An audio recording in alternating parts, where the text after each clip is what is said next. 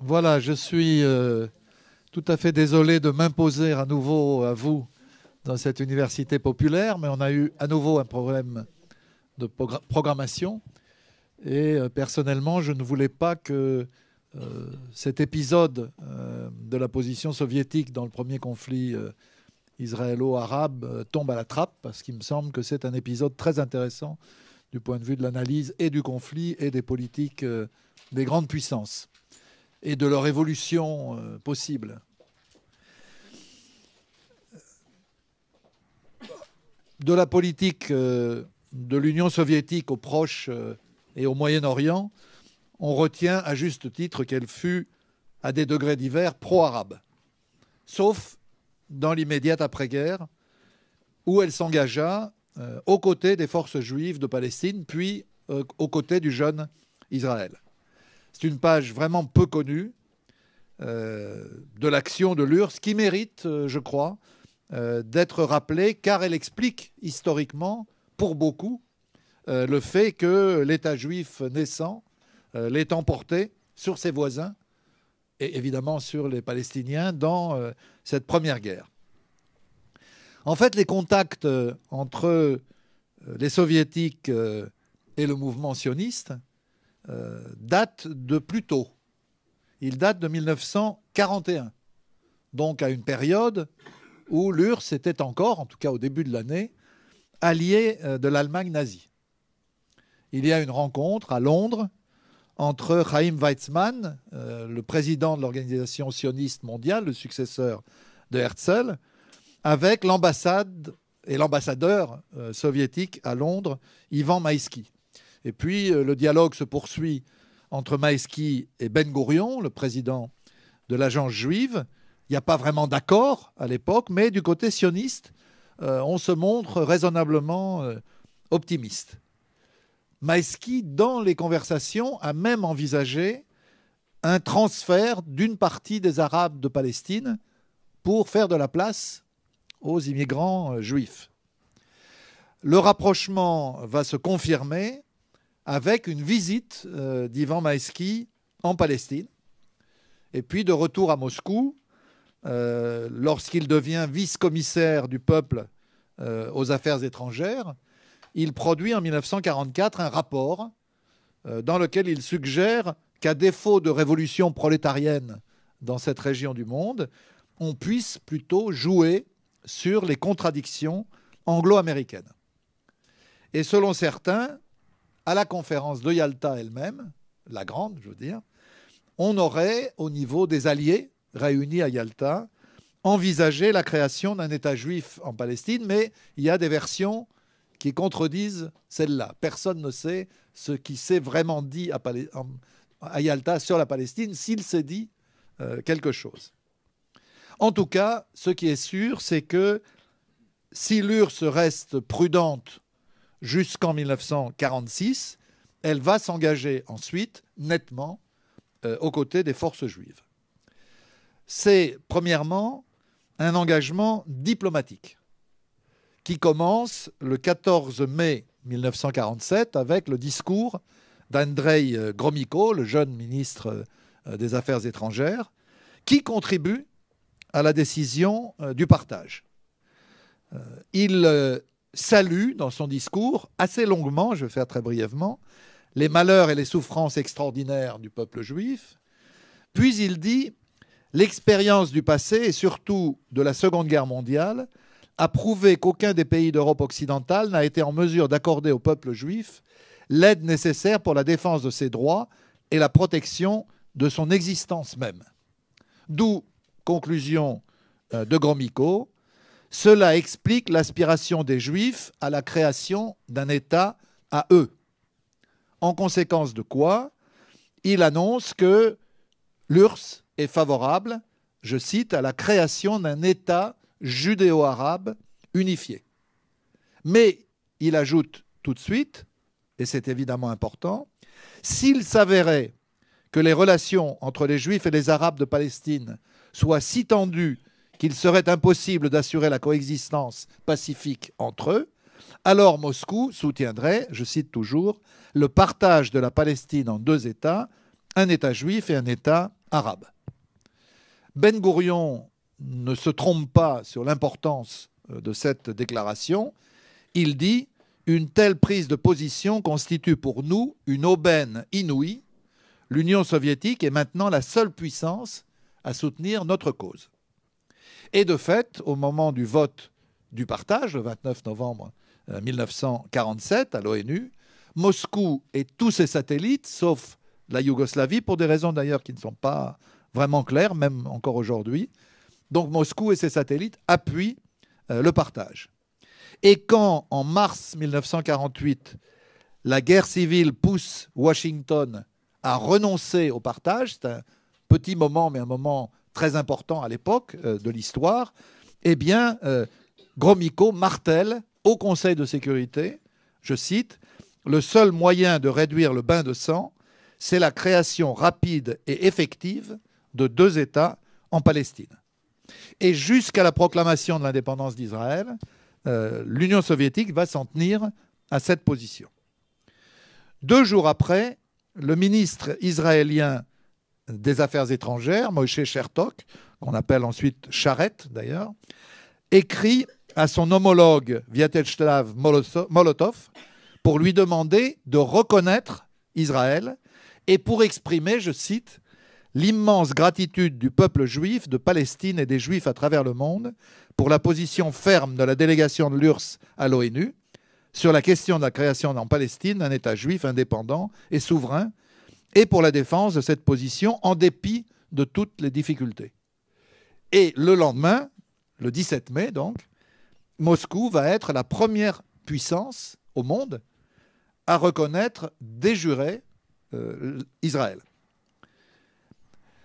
Ensuite, on va avoir, je n'entre pas dans le détail parce que ce serait très long, un soutien permanent de la part de l'Union soviétique à l'État juif au sein de l'ONU jusqu'à son admission le 12 mai 1949. Alors il faut rappeler que pour obtenir cette admission, les Israéliens ont signé à la conférence de paix de Lausanne avec leurs voisins arabes un protocole d'accord où Israël d'abord reconnaît la résolution 181 du 29 novembre 1947, donc le droit des Arabes palestiniens à un État, et la résolution 194, donc le droit des réfugiés à revenir ou à obtenir une compensation. Même sur cette question des réfugiés, les Soviétiques vont soutenir les Israéliens en votant contre, le 11 décembre 1948, cette résolution 194. Deuxième engagement soviétique, c'est un engagement politique qu'on oublie souvent, même ceux qui connaissent cette page. L'URSS va imposer le soutien au plan de partage aux communistes juifs et arabes de Palestine, sans évidemment mesurer les remous que cette évolution va produire. De la même manière, pour les partis communistes du monde arabe, qui vont connaître des scissions en série à cause de cette prise de position.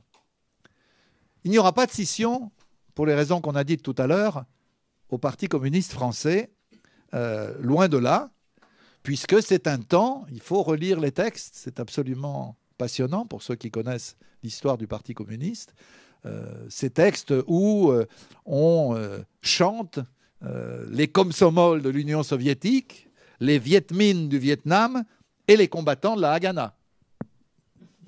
C'est écrit dans le texte.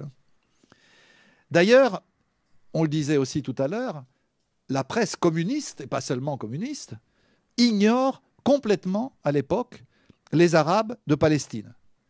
Ce ne sont pas un peuple en danger de voir ses terres, voir son existence menacée, ce sont des réactionnaires arabes contre lesquels on se bat dans la grande union de tous les peuples du monde. Troisièmement, l'engagement est aussi, et j'allais dire bien sûr, surtout militaire. Mais il passe via Prague. Les premiers contacts, là aussi, sont établis dès 1947.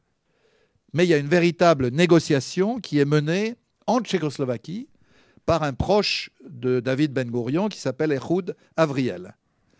Et avec le soutien de Moscou, ce Ehud Avriel convainc les dirigeants tchèques de livrer des armes, non pas, comme ils commençaient à le faire, aux pays arabes, mais aux forces juives de Palestine.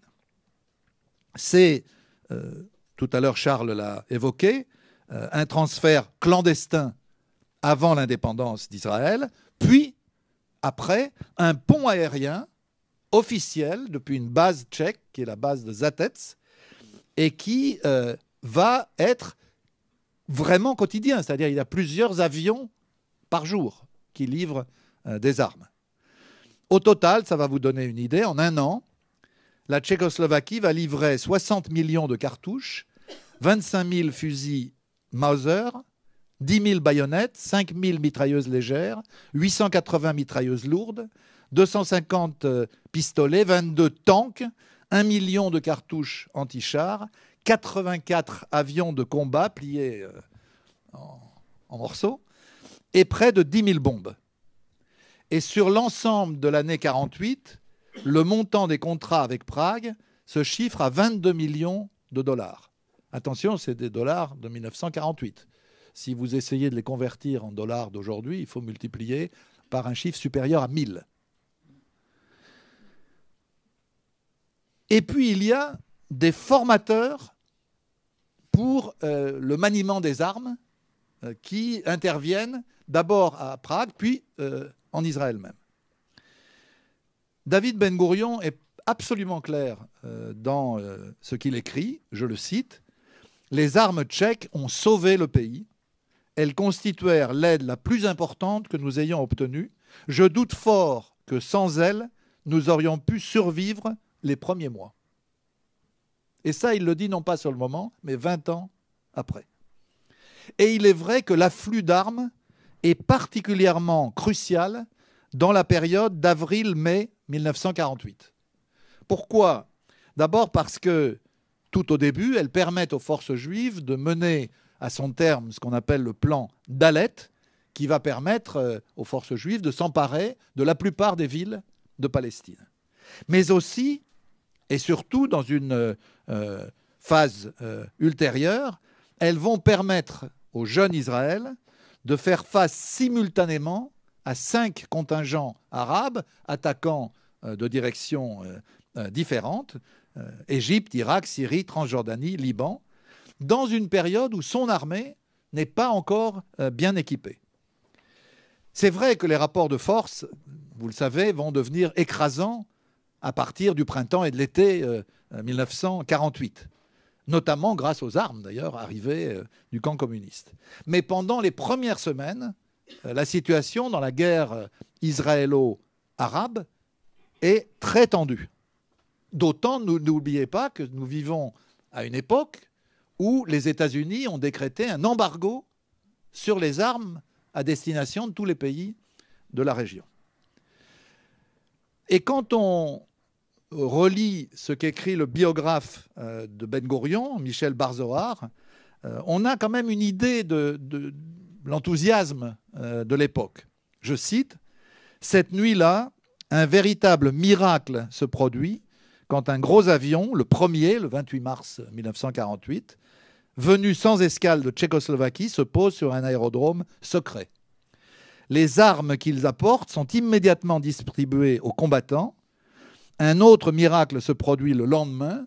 Le Nora force le blocus anglais et jette l'ancre dans le port de Tel Aviv.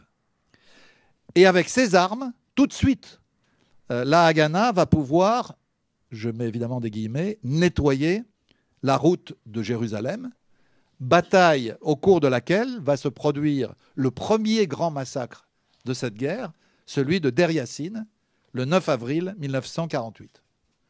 Les livraisons d'armes tchécoslovaques vont durer jusqu'à février 1951.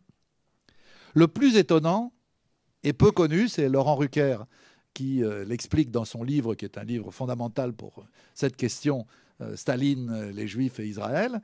Laurent Ruquier raconte que les Tchèques ont envoyé une brigade de Juifs communistes tchécoslovaques combattre avec la Haganah.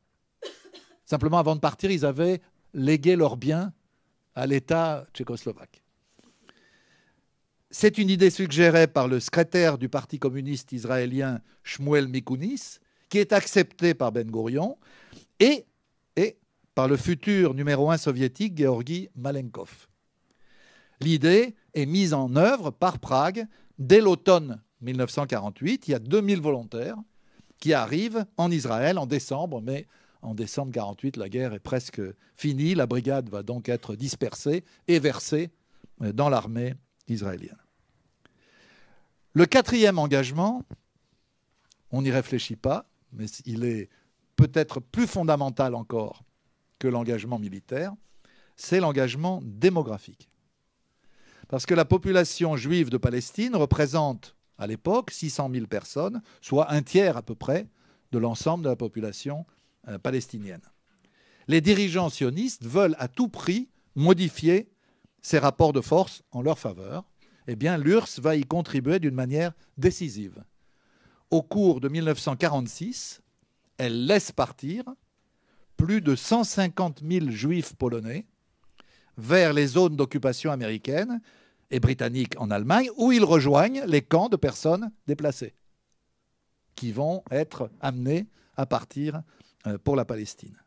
Car les rescapés des camps nazis, vous le savez, n'ont pas de visa, et en particulier pour aller vers les États-Unis, et donc ils sont le terreau privilégié de l'organisation sioniste.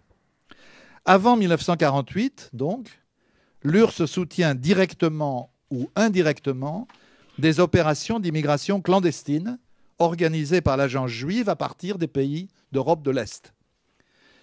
96% des 60 000 juifs entrés en Palestine en 1946-1948, pour moitié clandestinement, proviennent d'Europe, dont 80% de Pologne, de Roumanie, de Tchécoslovaquie et de Hongrie. Après le 14 mai 1948, la question de l'immigration devient encore plus vitale parce que le jeune État d'Israël a besoin de nouveaux soldats et de nouveaux ouvriers.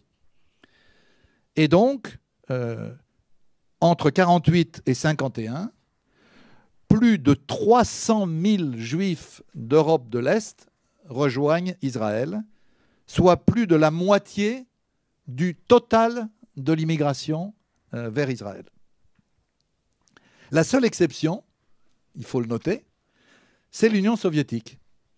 Parce que le pouvoir soviétique n'autorise au total, sur toute cette période, que 500 juifs à immigrer en Israël de source soviétique.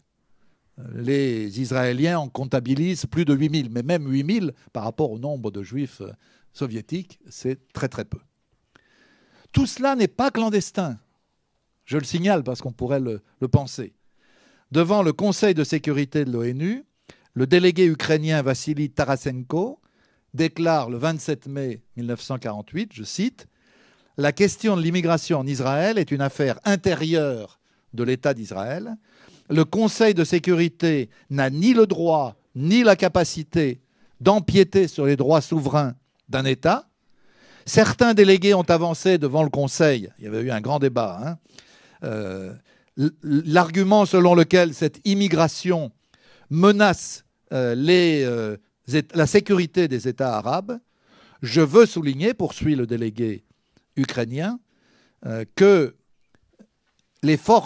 nous ne connaissons aucun exemple d'incursion des forces armées d'Israël sur le territoire d'un autre État, à l'exception des cas d'autodéfense, lorsque ces dernières furent contraintes de repousser les attaques des forces armées d'un autre pays en territoire israélien. C'était, conclut le délégué ukrainien, de l'autodéfense au plein sens du terme. Et Gromyko, de repousser clairement, avec le droit de veto, comme vous le savez à l'époque, la demande britannique de stopper l'immigration des hommes en âge de combattre. Ce soutien massif, et vous l'avez vu, multidimensionnel de l'URSS en faveur des forces juives, constitue évidemment à l'époque une surprise.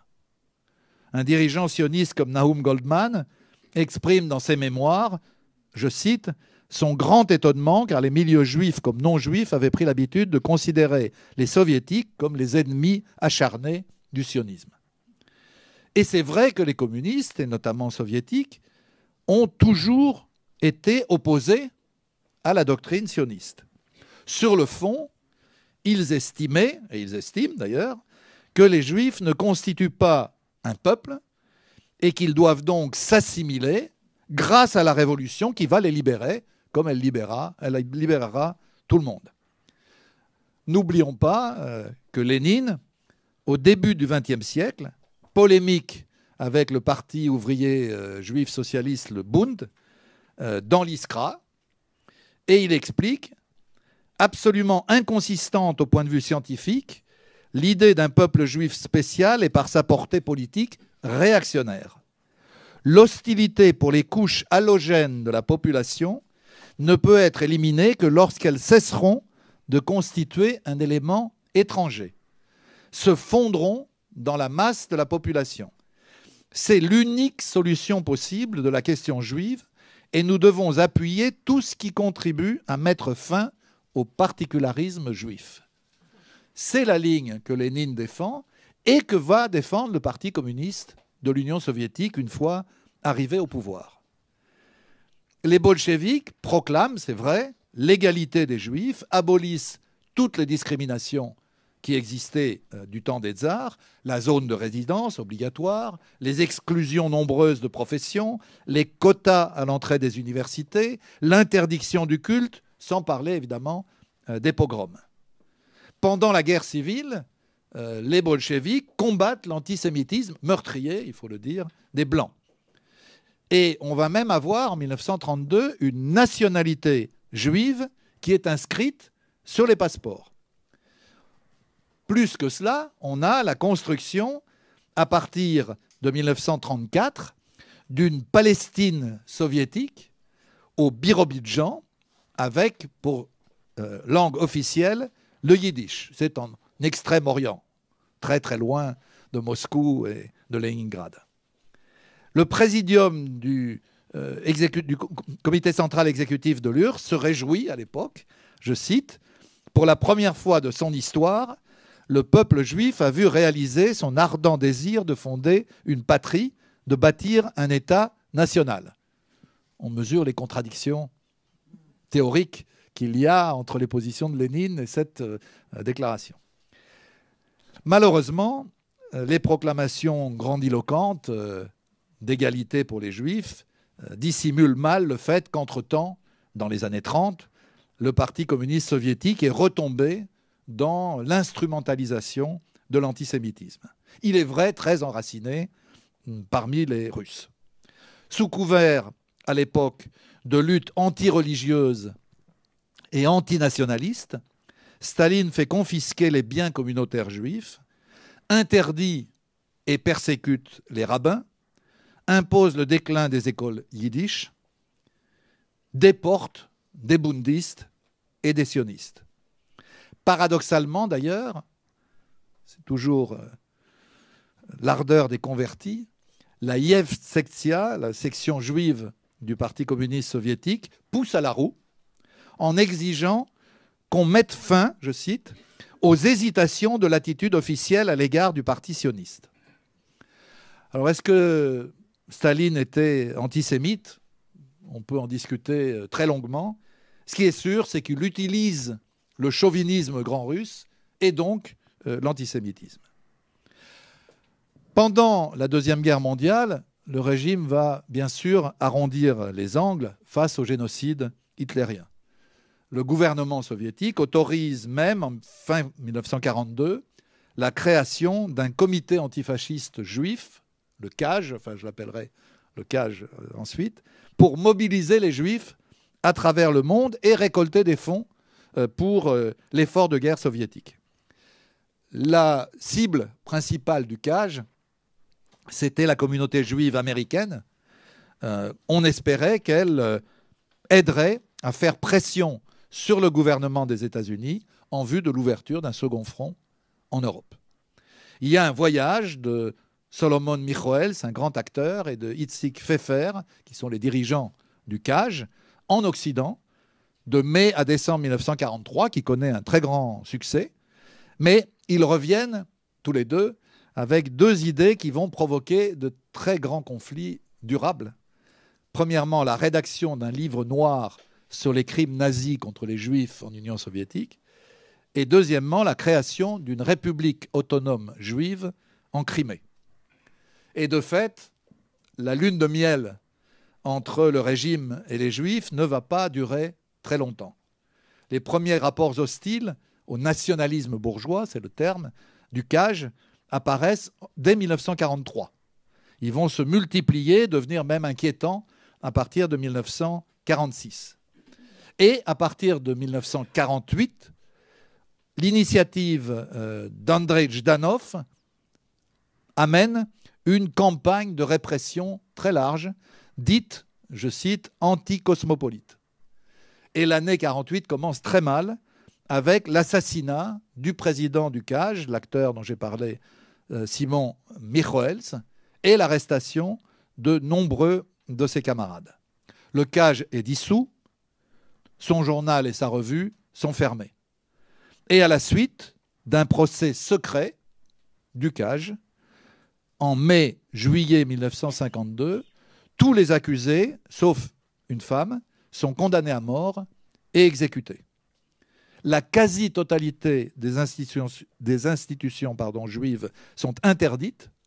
On a une purge massive et violente qui va crescendo jusqu'à l'affaire des blouses blanches, ces médecins juifs soviétiques accusés d'avoir voulu assassiner Staline et d'autres responsables du pouvoir. Seule la mort du maréchalissime, le 5 mars 1953, va porter un coup d'arrêt à cette folie. L'étape suivante, qu'on connaît, parce que les archives sont là, prévoyait une déportation massive des Juifs soviétiques vers la Sibérie. Le moment clé, je dirais, de la contradiction entre le soutien à Israël d'un côté et la répression contre les Juifs soviétiques de l'autre, au même moment, ces deux dimensions sont simultanées, c'est l'arrivée de Golda Meir comme première ambassadrice d'Israël en URSS. Elle est accueillie très chaleureusement, trop chaleureusement visiblement, le 11 septembre 1948, par 20 000 juifs moscovites devant la grande synagogue, alors que d'habitude, quand il y avait 2000 fidèles, c'était beaucoup. Et la mobilisation se répète le 4 octobre pour Rosh Hashanah, le Nouvel An juif, et le 10 octobre pour Kippour, le Grand Pardon.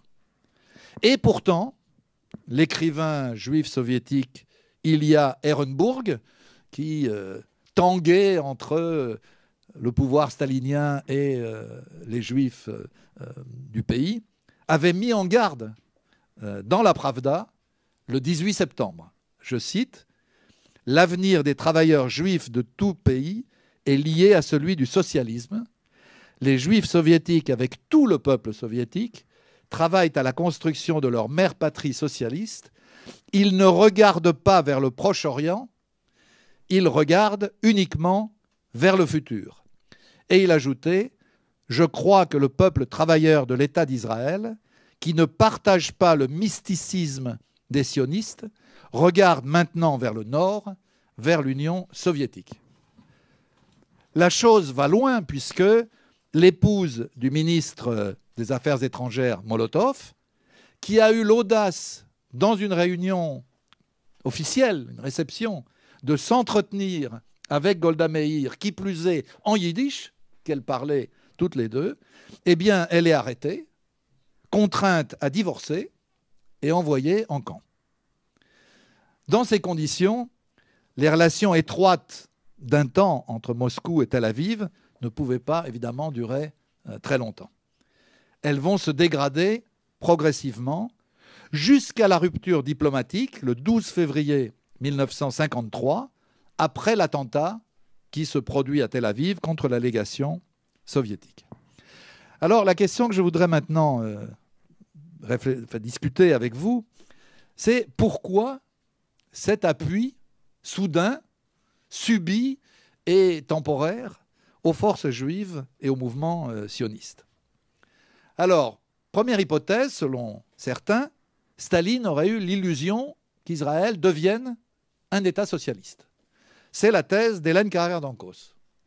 Elle dit, je cite, « Les principes socialistes qui animent les colonies juives, le passé des dirigeants de l'État juif qui ont souvent transité par les partis communistes est-européens ou qui ont lutté à leur côté, la volonté de modernisation de ces dirigeants permettent de penser que dans le Moyen-Orient aux structures figées, Israël sera un îlot de modernité, de progrès, en dernier ressort, un modèle révolutionnaire. » Cette théorie d'Hélène Carrère d'Ancos, elle rejoint, il faut quand même le noter, la propagande de la droite américaine à l'époque, qui est fondée sur le fait que le parti de Ben-Gourion, je cite Peter Grosz, je cite, est issu de l'Union soviétique et de ses alliés satellites, qu'il a des liens de parenté avec ces régions et idéologiquement se tient beaucoup plus près de l'Union soviétique que des États-Unis.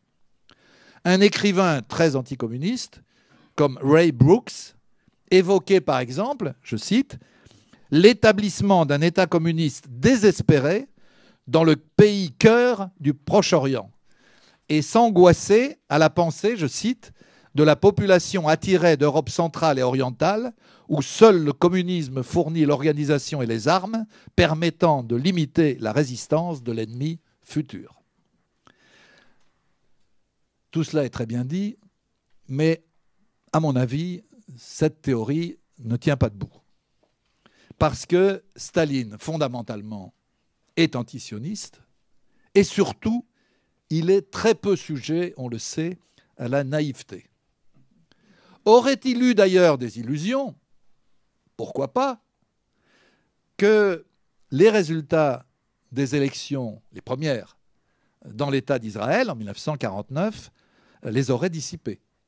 Le Parti communiste n'obtient que 3,5% des voix, même si le Parti sioniste de gauche, MAPAM, en recueille, lui, près de 15%.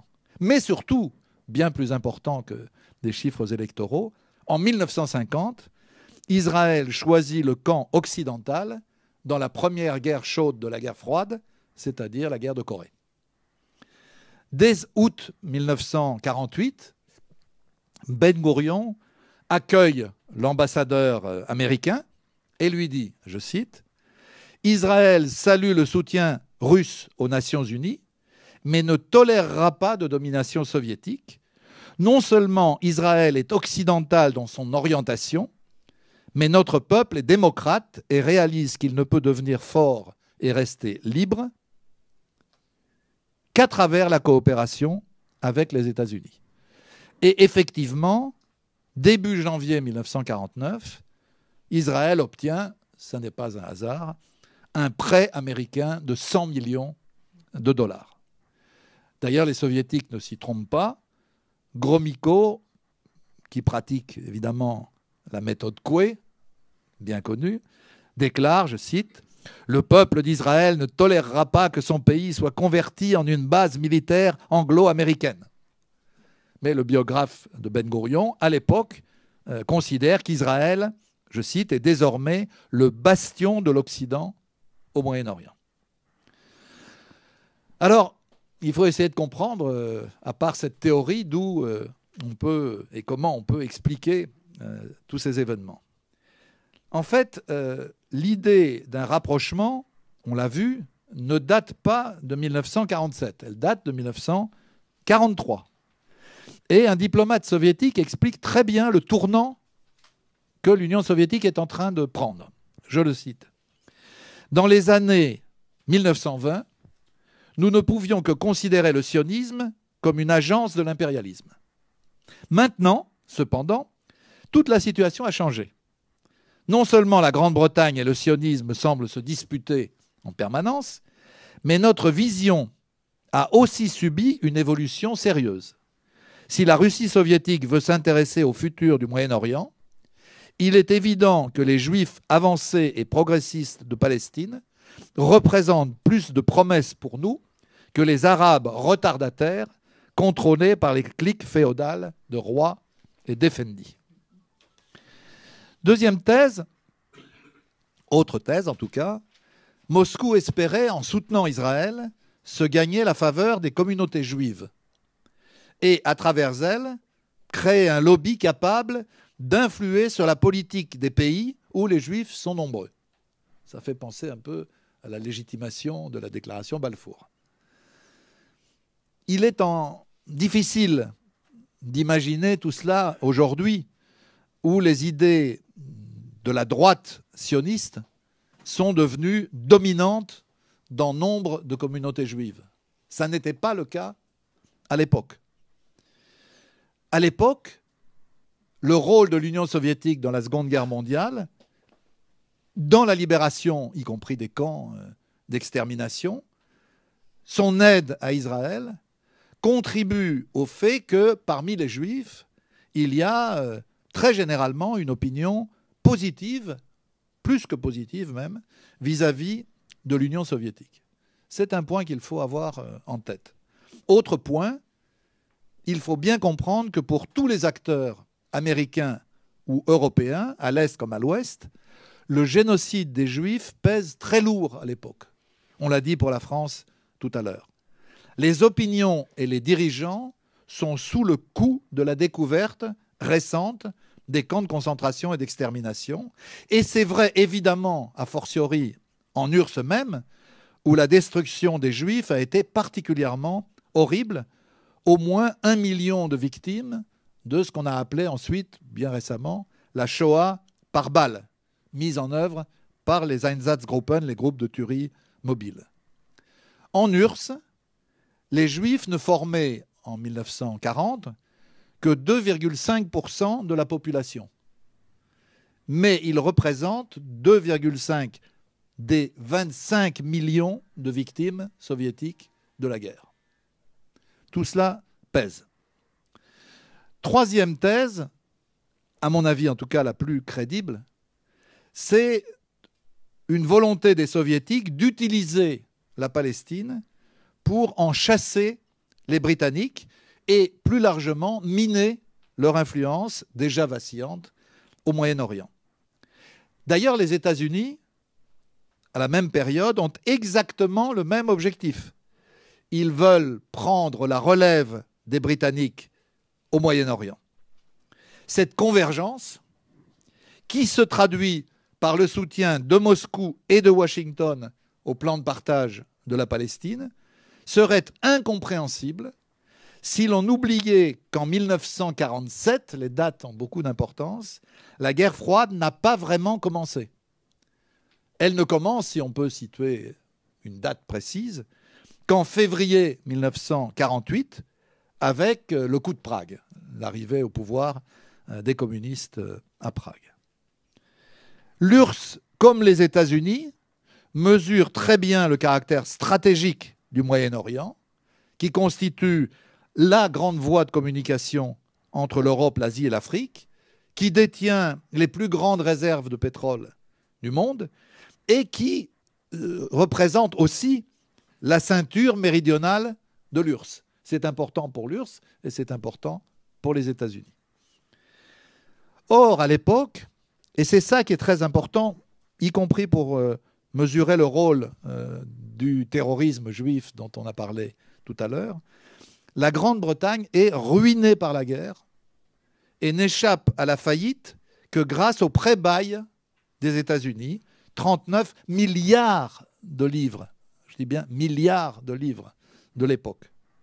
Dans ces conditions, le mandat britannique est trop cher. Le terrorisme sioniste dont Charles a parlé a contraint Londres à stationner sur place 100 000 soldats. 758 soldats vont être tués entre 1945 et 1948. Or, le Royaume-Uni a déjà fort à faire en Inde. Donc évidemment, à un moment donné, il n'a pas d'autre choix que de rendre le mandat sur la Palestine à l'ONU. Et du coup, la stratégie de Moscou et de Washington réussit au-delà de leurs espérances. L'échec de la Grande-Bretagne en Palestine entraîne effectivement son déclin progressif dans toute la région. De la révolution des officiers libres d'Égypte en 1952 au renversement de la monarchie à Bagdad en 1958, jusqu'au départ du dernier soldat britannique du Golfe arabo-persique en 1971. Mais bien sûr, il faut nuancer cette victoire américano-soviétique, le recul et le départ de Londres profitent aux États-Unis nettement plus qu'à l'Union soviétique. C'est dès 1950, la fameuse déclaration tripartite, puis en 1955, le pacte de Bagdad qui permet aux États-Unis de mobiliser l'ensemble de leurs alliés contre l'Union soviétique dans la région. Quatrième élément de réflexion, la volonté du Kremlin de libérer le Proche et le Moyen-Orient de l'emprise britannique se double aussi d'une volonté de déstabiliser le monde arabe réactionnaire. Laurent Rucker y insiste, je le cite, « Les diplomates soviétiques, comme l'attestent certains de leurs propos tenus devant leurs homologues israéliens, considéraient que la défaite en Palestine des armées arabes ne manquerait pas d'affecter profondément les États arabes. En revanche, l'idée d'un vaste plan de Moscou visant à créer une situation révolutionnaire dans le monde arabe par un soutien à la création d'Israël apparaît beaucoup plus problématique. Cinquième et dernière remarque, l'année 48 éclaire aussi, au-delà de ce que je vous ai dit, la nature de la répression contre les Juifs à l'époque en Union soviétique. Bien sûr, je le répète, on ne peut pas sous-estimer l'antisémitisme russe et son instrumentalisation par les dirigeants soviétiques à telle ou telle période. Mais le régime a surtout une grande crainte, c'est de voir une minorité, n'importe laquelle, en l'occurrence juive, échapper à la structure pyramidale du pouvoir et acquérir son autonomie.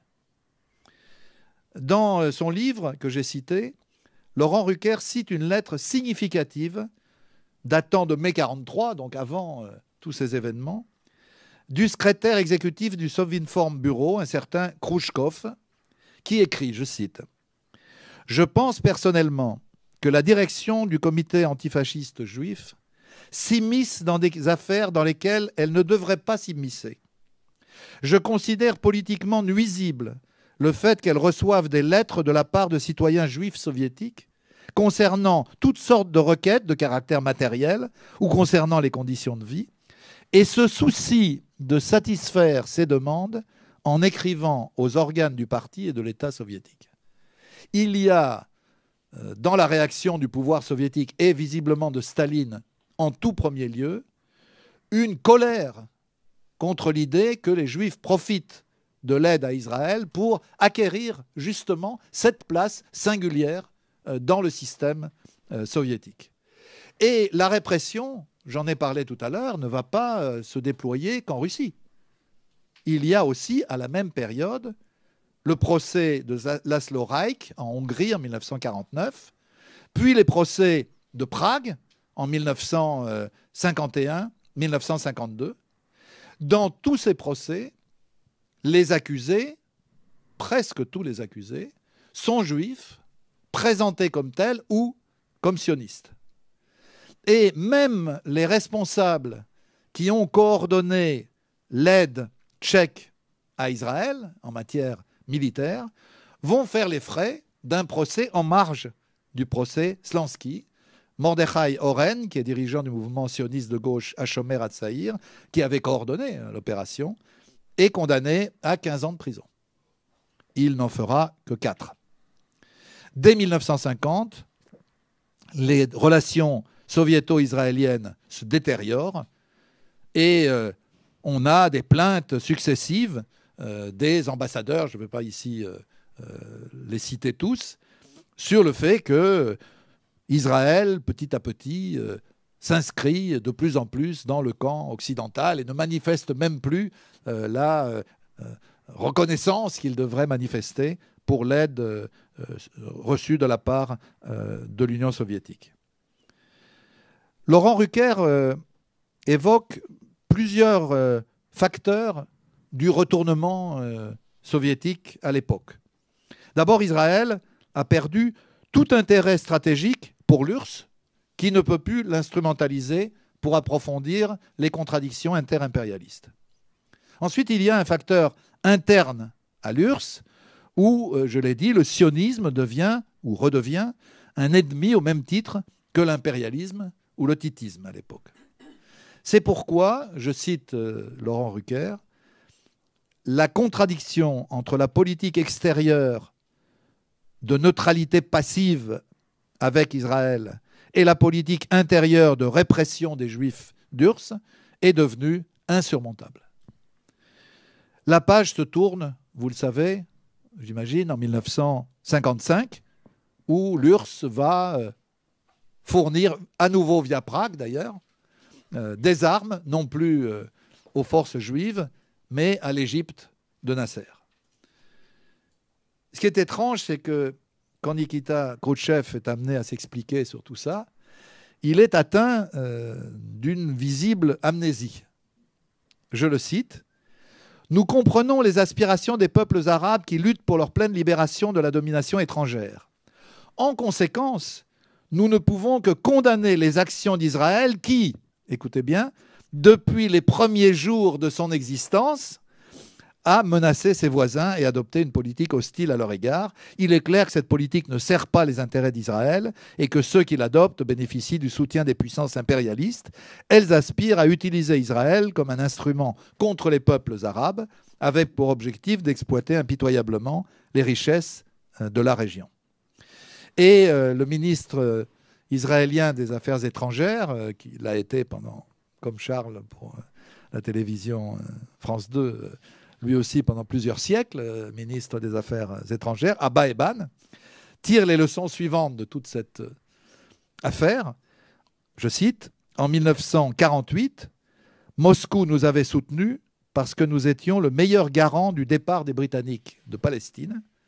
Une attitude identique de la part des pays arabes vis-à-vis de la Grande-Bretagne et de ses alliés amena par la suite les Russes à adopter une attitude pro-arabe. » La boucle est bouclée et, comme vous le savez, pendant la guerre de Suez, l'Union soviétique se tiendra aux côtés des Arabes, après quoi, pendant 30 ans, elle sera la grande alliée du monde arabe contre son ancien allié israélien. Je vous remercie de votre écoute. Et c'est à vous. Des questions ?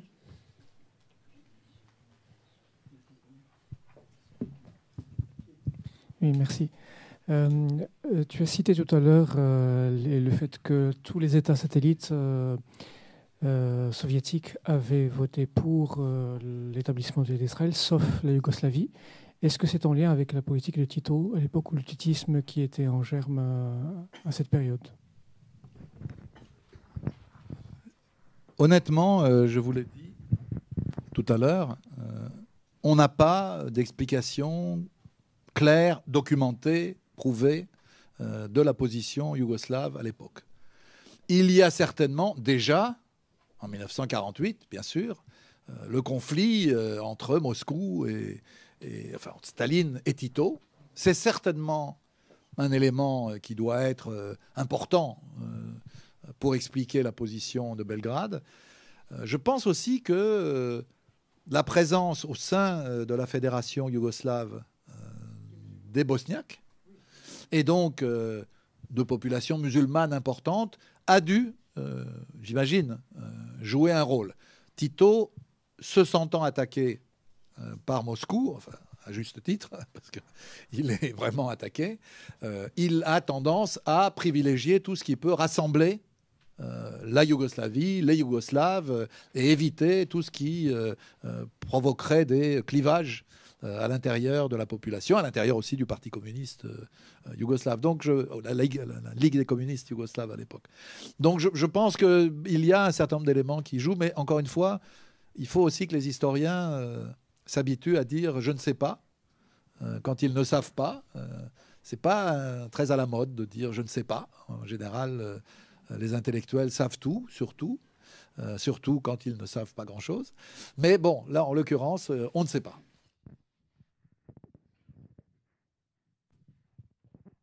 Dans comment dire, la revue que tu fais des différents éléments explicatifs, plus que des thèses, parce que je suppose que il y a une combinaison un peu d'un certain nombre de ces éléments qu'on retrouve. Il y a une chose qui me frappait, c'est tu rejetais la thèse, comment dire, de Carrère d'Ancos, idéologique, entre guillemets, proximité idéologique, peut-être pour le simplifier. En même temps, on retrouve bien, quand on parle d'anti-impérialisme ou de chasser en fait les Anglais, on retrouve des choses qui ont une proximité entre les deux thèmes. Et je fais un parallèle, bon, avec toutes ses limites, mais sur l'idéologie qu'on a pu avoir en fait en Europe ou en France pour tous les gens qui sont partis en fait dans des kibbutz dans les années 60 en fait, et qui partaient bien sur finalement aussi ce type de base idéologique. Donc, est-ce que c'est quelque chose à rejeter aussi fortement que tu l'as fait d'emblée? C'est une première chose. Et la deuxième, c'est, tu as parlé d'un des éléments qui est l'idée de déstabilisation des régimes arabes réactionnaires. Qu'est-ce que ça a comme réalité à cette époque-là, en fait, des régimes arabes proprement dits, en 1945, en fait, bon, que sont ces régimes arabes réactionnaires? Qu'est-ce qui pèse du point de vue réalité? Sur ta première remarque, je dirais qu'il y a deux types de thèses ou d'éléments d'explication. Il y a des éléments d'explication qui peuvent se cumuler et conforter le phénomène intervenu à travers telle ou telle vision globale. Par exemple, l'idée qu'on s'intéresse à Moscou au soutien des Juifs à travers le monde, ça me paraît valable de toute façon. En revanche, là où je ne te suis pas, c'est, je pense qu'il y a vraiment deux thèses qui sont, elles, exclusives l'une de l'autre. La thèse de Carrère d'Ancos, qui, pour aller vite et pour la résumer, consiste à dire Staline croyait qu'Israël deviendrait un État communiste. Et la thèse que moi j'ai opposée à celle-là, qui est celle de Laurent Rucker, qui est celle d'autres historiens, qui est de dire non, le calcul n'est pas un calcul, un pari sur le devenir communiste de l'État d'Israël, mais c'est un calcul stratégique qui consiste à utiliser les forces juives et ensuite l'État d'Israël en Palestine pour enchasser les Britanniques et par là déstabiliser toute leur emprise sur la région. Personnellement, je n'ai pas le moindre doute sur le fait que la deuxième thèse est beaucoup plus conforme à la réalité que la première. Parce que des jeunes, dans les années 60 ou dans les années 70, aient pu partir de France ou d'ailleurs pour travailler dans les kibbutz socialistes de l'État d'Israël, dont d'ailleurs Charles Anderlin, qui est parti de France pour... Voilà, comme quoi ça peut être une expérience qui amène ailleurs que le point de départ, de toute évidence. Mais ça, c'est une chose. C'est évident que jusque, à mon avis, dans les années 70, en tout cas jusqu'en 67, pour fixer un point de tournant, il y a dans l'État d'Israël des caractéristiques très spécifiques, dont certaines peuvent faire penser à des formes de société socialiste.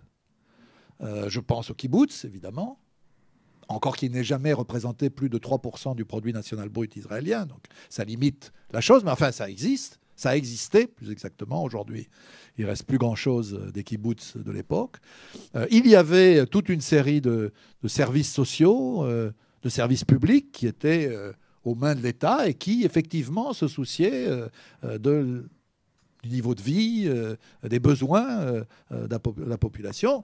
Il y avait un rôle très particulier du syndicat Histadrout et de toutes les entreprises qui dépendaient du syndicat Histadrout. Je ne dirais pas qu'Israël est un pays socialiste, hein, bien sûr, mais il y avait effectivement des caractéristiques très spécifiques qu'on ne retrouvait pas à l'époque et qui pouvaient être enthousiasmantes pour beaucoup de gens, y compris des jeunes.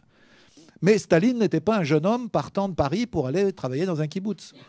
Staline, il avait des tas de raisons de penser qu'Israël ne serait jamais un État socialiste, communiste, allié de l'Union soviétique. Parce qu'il était antisioniste, je l'ai dit. C'est très important, hein, l'idéologie dans la tête des dirigeants soviétiques. On ne peut surtout pas ramener les dirigeants soviétiques à un pragmatisme plus ou moins développé. Non, ils ont aussi, au départ, surtout dans ces années-là, une idéologie forte. Ensuite, ils ont un vrai doute sur la capacité des Juifs, comme l'expliquait Lénine, à s'inscrire dans une réalité sociologique différente ou leur particularisme, etc., etc. Et puis, troisièmement, l'idée que l'État d'Israël allait s'allier à l'Union soviétique alors que tout indiquait, dès 1948, hein, ce que je vous ai dit de l'accueil de l'ambassadeur américain en juin 1948 par Ben Gourion, c'est juin 1948. Donc en pleine période de livraison d'armes tchèques. Eh bien, Ben Gourion dit non, nous, on est un pays occidental. Et c'est vrai que dans les premiers combats de la guerre froide, Israël sera un pays... je dis pas, si, presque le doigt sur la couture du pantalon. Ça, ils sont vraiment ralliés au camp occidental. Donc, je ne crois vraiment pas à cette idée d'un Israël socialiste sur lequel Staline aurait misé. L'idée du calcul stratégique, en revanche, non seulement elle est plausible, mais c'est bien ce qui s'est passé. Ça ne s'est pas fait au profit de l'Union soviétique autant qu'au profit des États-Unis, mais c'est vrai que l'échec en Palestine a liquidé en l'espace de 20 ans les positions britanniques au Proche-Orient et assurait une relève qui n'a pas été celle de l'URSS, mais une relève qui a été celle des États-Unis. Donc je pense qu'il y a vraiment deux thèses alternatives et on peut... C'est pas que j'en ai après Carrère d'Ancos, ça pourrait être quelqu'un d'autre, je veux dire. Mais mon propre travail sur ces questions, le travail... moi j'ai fait, je n'ai pas cité, mais j'ai fait en 1988 un gros papier dans la revue d'études palestiniennes qui portait sur les grandes puissances et la question du conflit, un article qui s'appelait Moscou sioniste, point d'interrogation. Et je crois que c'était un des premiers articles sur cette problématique-là. Et puis ensuite, Laurent a fait sa thèse et son livre. Et puis il y a beaucoup d'autres choses qui ont été... Enfin beaucoup, un certain nombre d'autres textes. Personne ne retient la thèse de Carrère d'Ancos comme une thèse opératoire, quoi, pour dire les choses.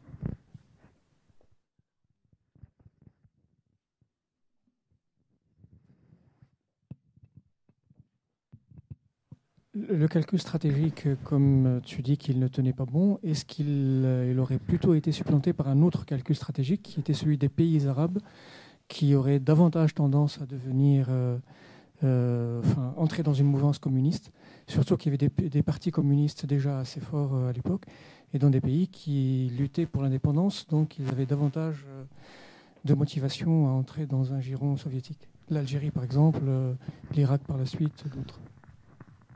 Bon, à l'époque, le Maghreb ne joue pas de rôle dans la pensée des dirigeants soviétiques, ni d'autres, à part des dirigeants français, dont c'est la chasse gardée. Mais on ne peut pas dire que l'Algérie ou le Maroc ou la Tunisie aient été un élément important dans la réflexion stalinienne. Certainement pas.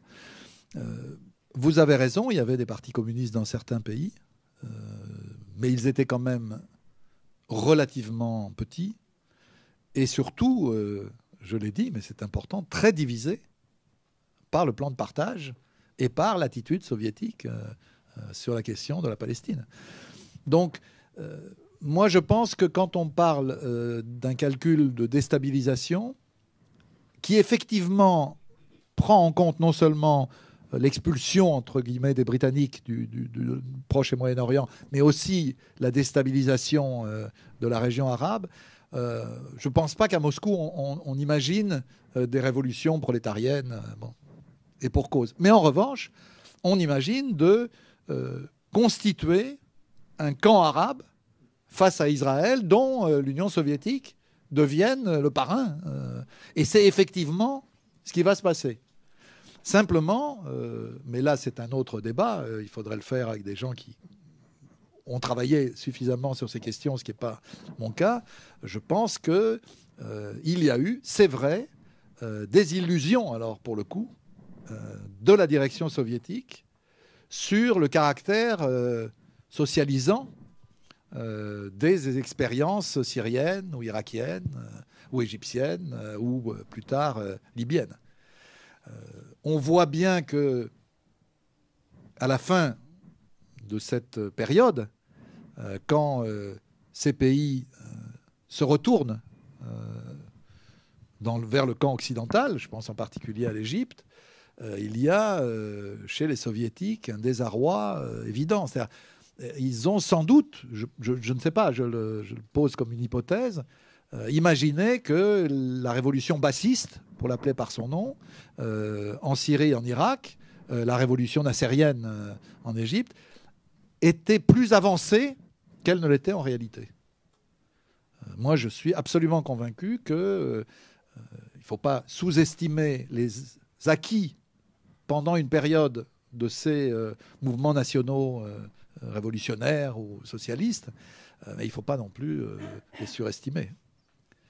Quand on voit, c'est un autre débat, la dégénérescence de ces pouvoirs, du pouvoir syrien, du pouvoir irakien, c'est-à-dire Saddam Hussein en Irak, Hafez el-Assad puis Bachar el-Assad en Syrie, Sisi maintenant, mais avant Moubarak et avant Sadat en Égypte, on est quand même frappé du fait que le pouvoir n'a pas échappé aux possédants, pour dire les choses simplement.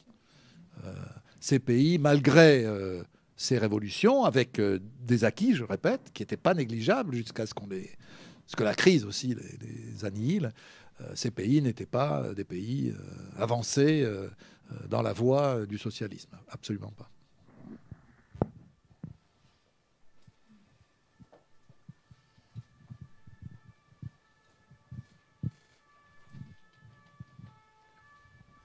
Il n'y a pas d'autres questions apparemment. Non, mais il n'y a pas de problème. J'ai tout dit et tout expliqué, voilà, c'est formidable. Non, puis on est amené à se revoir un jour ou l'autre dans un débat de l'IREMO. Donc, Mais voyez, ce que je veux dire, comme c'est intéressant de voir qu'une grande puissance, à l'époque c'était une très grande puissance, l'Union soviétique, elle peut tout d'un coup faire volte-face sur une question idéologique importante pour des raisons stratégiques, et puis faire revolte-face dans une période de temps très courte. C'est-à-dire, ça doit un tout petit peu relativiser les tournants historiques. Vous voyez ce à quoi je pense, en particulier en ce moment. Il faut prendre les choses au sérieux, pas sous-estimer les dangers, mesurer, surtout pour la Palestine, ce que signifie, pour parler de lui, l'accession au pouvoir de Trump. Mais il ne faut pas non plus imaginer qu'on est entré dans une nouvelle période irréversible. C'est quelque chose qui doit être mesuré au trébuchet, à l'aune de l'histoire. L'histoire, elle est faite aussi de changements et de changements importants. On parle de Trump, on pourrait parler des Bush. Regardez la différence entre le père et le fils. Et pourtant, c'est le père et le fils. Et ils ont le même environnement culturel, mais quand même, il y en a un qui, sur les questions du Proche-Orient, avait une vision beaucoup plus prudente, voire par moments agressive à l'égard d'Israël. C'est quand même George Bush, père, le seul qui un jour ait dit aux Israéliens « Si vous ne faites pas ça, je coupe les cordons de la bourse ». Je ferme plutôt les cordons de la bourse.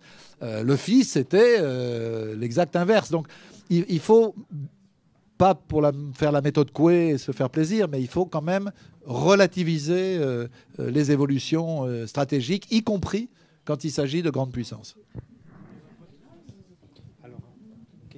Juste, comme tu rabordes le sujet, ça fait penser à justement la position de l'URSS sur la question Palestine, et je crois qu'on l'a évoqué une fois en aparté, c'est la position prise par l'ambassadeur russe au Conseil de sécurité au moment de la résolution donc, du 23 décembre 2334, et sur lequel on a eu l'impression que le pouvoir donc, russe aujourd'hui hésitait à voter en fait la résolution qui était proposée. Les paroles, hein, quand on les prend le verbatim là, mot à mot, est assez impressionnant lorsqu'ils disent mais est-ce vraiment nécessaire de faire ça maintenant? Est-ce une bonne idée, etc. Et qui montre aussi une forme de retournement là aussi de la part des Russes par rapport à leur position traditionnelle. Donc effectivement, bon, je ne sais pas l'expliquer à ce stade, mais je voulais faire le parallèle entre les deux choses. Alors là, tu me tends une perche qui m'est très chère. Pas la perche, mais ce qu'elle me permet de dire derrière. Il faut aussi mesurer ce que représente tel ou tel pouvoir dans l'histoire d'une grande puissance. En l'occurrence, je pense qu'il n'y a pas de continuité absolue, relative certainement, qui va de Lénine à Poutine et de l'Union soviétique à la Russie. Je disais tout à l'heure, l'idéologie, ça compte pour les dirigeants soviétiques, pour Staline en particulier. Pour Poutine, je ne crois pas que ce soit un homme d'idéologie. Poutine, c'est un homme de pouvoir, c'est un homme d'intérêt, y compris les siens. C'est un homme qui s'appuie et qui sait que c'est la condition sine qua non de sa survie politique sur les oligarques et sur les services de sécurité. Donc tout ça donne quand même une différence notable, pour ne pas dire une rupture épistémologique entre l'URSS et la Russie. Je crois qu'aujourd'hui, Poutine et le régime russe ont au Proche-Orient une politique qui est très largement différente de la politique menée jusqu'alors. C'est une politique qui envoie balader beaucoup de principes, notamment le principe de solidarité avec les Palestiniens. C'est clair que ça n'est plus le principe directeur de leur politique Proche-Orient, loin de là, mais aussi une politique de reconquête par tous les moyens d'une place perdue au Proche-Orient, au Moyen-Orient et à l'échelle internationale. Donc, à mon avis, quand on veut, enfin à mon avis, essayer de comprendre la politique russe en Palestine, en Syrie, etc., il faut partir de cette idée-là.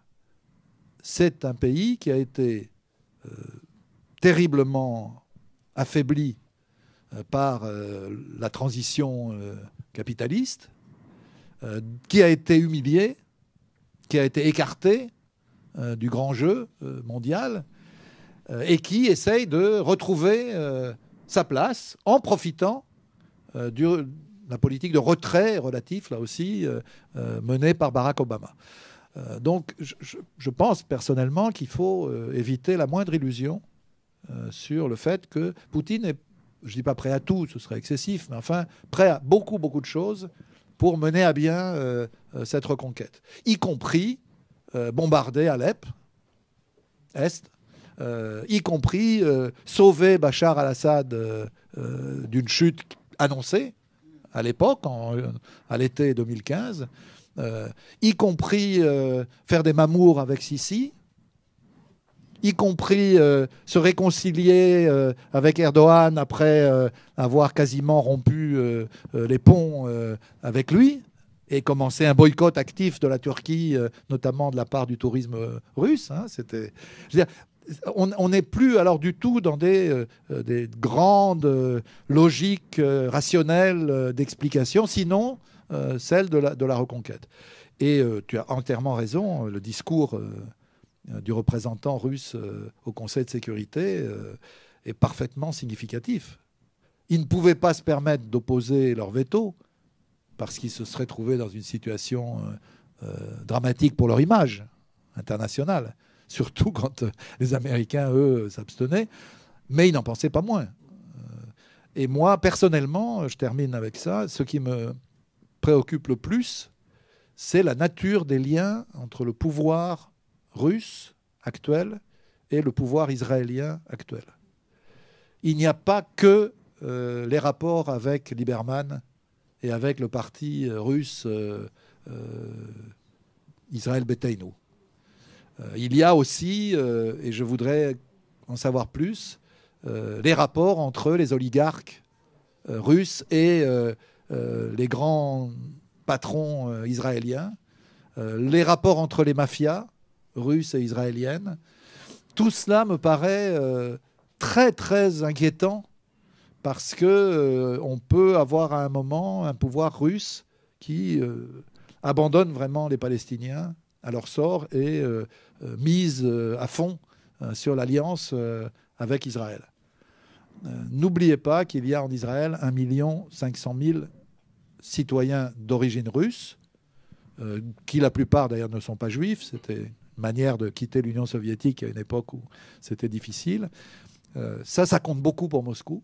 C'est une espèce de caisse de résonance et de masse de manœuvre pour les dirigeants russes.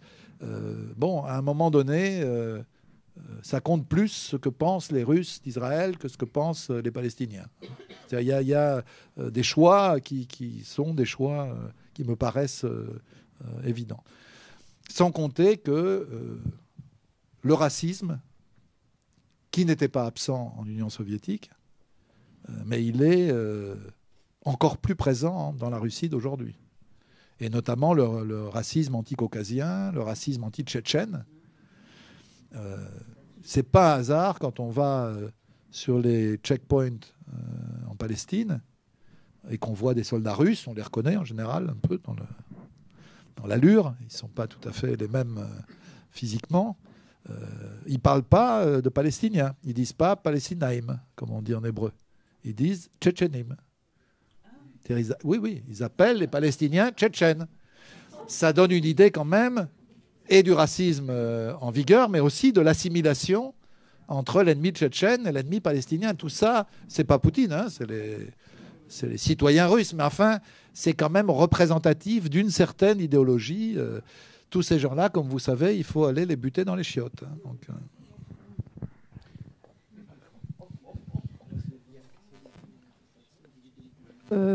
Justement, pour faire le lien avec ce que vous venez de dire, là, au moment où vous avez parlé de la réception de Golda Meir comme ambassadrice en Union soviétique, donc à ce moment-là, l'Union soviétique soutenait Israël, mais en même temps réprimait les Juifs de l'intérieur. Alors, quelle était la réaction, justement, des autorités israéliennes à ce moment-là, vis-à-vis de la politique intérieure de l'Union soviétique ? Là aussi, en Israël, le mélange entre idéologie et pragmatisme et calcul stratégique est extrêmement difficile à analyser. Hein. Ce qui est frappant dans les textes que je connais de cette période, c'est que tant que l'armée israélienne, pour parler clair, a besoin des armes, et d'une manière massive, c'est-à-dire jusqu'au printemps 49, disons, pour dire les choses. Là, 49, ça s'arrête, il y a la négociation de Lausanne. Donc, jusqu'à ce moment-là, il n'y a quasiment pas de protestation en Israël contre la répression des Juifs en URSS ou ailleurs dans les démocraties populaires. À partir du moment où le besoin d'armes diminue, où c'est plus un impératif imminent, à ce moment-là, on commence à protester. Mais c'est très tard. C'est vraiment très tard. Donc bon, c'est très cynique tout ça. C'est très cynique tout ça. Il y a, dans ce que j'ai dit tout à l'heure, une chose vraie, je pense, c'est que l'opération que j'ai décrite a permis aux Soviétiques et aux Américains d'en finir avec la présence impériale britannique au Proche-Orient. Mais cela dit, on peut aussi interpréter toute l'affaire comme les Israéliens roulant les soviétiques dans la farine. Parce qu'ils ont obtenu ce dont ils avaient besoin pour faire face aux Palestiniens et au monde arabe et gagner la guerre de 48, organiser la Nakba, etc. Et là, il fallait les armes russes. À partir du moment où c'est fait, voilà, on n'a même plus la reconnaissance du ventre. Hein. Et je ne vous ai pas lu tous les textes, mais il y a des textes de l'ambassadeur russe à Tel Aviv qui dit mais ils nous reconnaissent même, ils sont même pas reconnaissants, ils ne disent même pas merci. Enfin, bon, c'est assez pathétique parce que bon, on se dit oui, d'accord, il fallait y penser quoi. Mais bon, c'est vrai que on peut aussi complètement retourner la vision de tout ce que j'ai dit en disant bon Ben Gourion s'est bien débrouillé quoi. Alors, encore deux questions. Oui, une volte-face aussi spectaculaire et en fait qui était contre le cours des événements, c'est celle d'Anwar Sadat qui a changé d'allié pratiquement d'un instant à l'autre. Alors qu'il préparait en fait la traversée de Suez vers le Sinaï à l'époque. Et en même temps, juste après, une autre volte-face qu'il va faire, c'est s'allier aux islamistes pour contrer les progressistes et les persécuter. Donc vraiment une volte-face consécutive, quoi. Personnellement, j'ai toujours pensé, alors pas d'aujourd'hui, j'ai même écrit, qu'on sous-estimait beaucoup Anwar al-Sadat dans sa capacité d'action comme homme politique, comme homme d'État, comme c'est quand même quelqu'un qui a mené sa barque avec une extraordinaire capacité, efficacité. On a quand même, on peut pas comprendre le voyage de Sadat à Jérusalem sans comprendre la guerre de Kippour avant. C'est-à-dire, si Sadat n'avait pas réussi à traverser et à ébranler, plus qu'ébranler, même les lignes, la ligne Bar-Lev, enfin les lignes israéliennes, il n'aurait pas pu aller à Jérusalem. Il y a été parce qu'il avait fait ça. Il avait donc lavé l'honneur du peuple égyptien et ça lui permettait à lui. Et puis ensuite, c'est vrai, il a complètement retourné ses alliances. Alors, moi, ce qui m'a toujours interrogé, et je n'ai pas de réponse parce que je ne suis pas un spécialiste de l'Égypte, c'est qu'est-ce qui est à la base de ce retournement? Est-ce que c'est une série de considérations de politique extérieure, donc la nécessité de s'arrimer, selon lui, aux États-Unis, parce que, comme il disait, les États-Unis contrôlent 99% des cartes dans le conflit? Qu'est-ce qui est la peur d'une mainmise soviétique sur l'Égypte? Il ne faut pas oublier qu'à l'époque, il y a une opposition assez radicale qui est présente dans l'armée, dans l'appareil de l'État, jusqu'à la vice-présidence. Donc, je pense que, comme dirait Didier, il faut prendre les deux éléments, les deux thèses et faire un mix un peu des deux manières de voir la chose. Je suis persuadé que Sadat, en tout cas, c'est ça que je voulais dire, était quelqu'un qui avait mérité beaucoup mieux que l'image qu'on donne de lui dans les livres d'histoire, dans la manière d'expliquer. Autant Moubarak est un homme dont la carrure est visiblement moins forte, c'est moins pour parler poliment, autant Sadat, non, il avait vraiment une stratégie, et c'est un homme qui est enraciné dans des éléments politiques, idéologiques, militaires de l'histoire de l'Égypte, de son armée, bon, qui explique aussi qu'il est une colonne vertébrale solide, quoi. Oui, son père idéologique. C'est que son père idéologique, en fait, c'est comme si c'était finalement un retournement contre aussi son école idéologique dans laquelle il a été formé, précisément. Absolument, absolument. Mais il n'a pas attendu Nasser pour exister, Sadat. Il existait. C'était quelqu'un qui avait un véritable enracinement.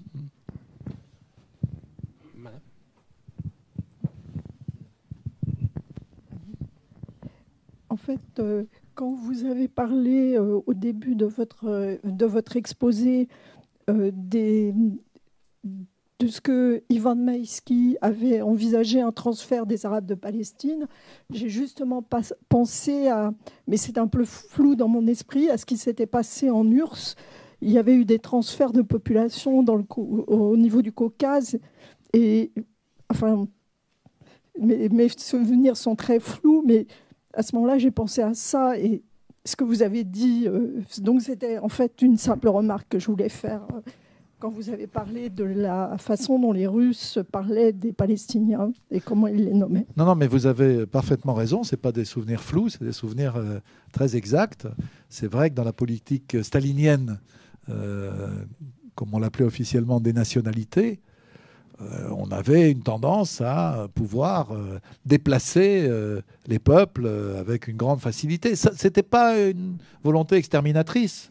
C'était une volonté... Mais bon, quand on déplace comme ça, évidemment, il y a beaucoup de morts, il y a des gens qui meurent au passage, et puis il y a aussi des règlements de compte, des répressions. Enfin, on n'a pas, je dirais, la même manière de réfléchir au transfert de population en URSS qu'aujourd'hui on voudrait. Mais bon. Cela dit, l'idée de transfert n'est pas une invention d'Ivan Maïski, de transfert des Arabes de Palestine. Je l'ai dit à la dernière université populaire, c'est dans le plan Peel, dans le premier plan de partage de la Palestine, que les Britanniques envisagent le transfert des Juifs qui se trouveraient dans l'État arabe qu'ils voulaient créer du côté juif, mais surtout des Palestiniens, des Arabes palestiniens, hors de l'État juif qui était prévu. Et c'est, je l'avais dit, une des raisons pour lesquelles, même si le mouvement sioniste était opposé aux frontières proposées par la commission Peel, il était extrêmement intéressé par cette idée de transfert. Et on est en 1937. Et 49, 48, on n'est pas très loin. Donc l'idée de transfert, c'est une graine semée par le plan Peel et qui va trouver plus que sa réalisation, malheureusement, pendant la guerre de 47-49. Donc on est là vraiment dans quelque chose de fondamental. Le seul bémol que peut-être il faut apporter à tout ça, à ce que vous dites, à ce que j'ai ajouté, c'est qu'après la Deuxième Guerre mondiale, on est aussi en plein milieu de transferts massifs de population. Tous les Allemands des Sudètes qui sont chassés de Tchécoslovaquie, d'une manière qui n'est pas parfaitement sympathique. Tous ces Allemands de Pologne qui doivent quitter des territoires, puisque l'Union soviétique a récupéré des territoires, mais du coup, la Pologne en a récupéré sur l'Allemagne. Donc on a des millions de gens qui se promènent à travers l'Europe. Donc le transfert, malheureusement, ce n'est pas une idée qui paraît aussi incroyable qu'on pourrait l'imaginer. Pas du tout. À l'époque, on est au milieu de ces transferts-là. Et je pense que les dirigeants sionistes, les dirigeants israéliens le savent quand ils organisent la Nakba. Ils savent aussi qu'ils ne sont pas les seuls à déplacer des populations. Absolument, vous avez raison. En Inde, au moment de la séparation Inde-Pakistan, on a aussi ces formidables transferts de population. Donc tout ça banalise, je dirais, d'une certaine manière, la Nakba d'une manière malheureusement évidente.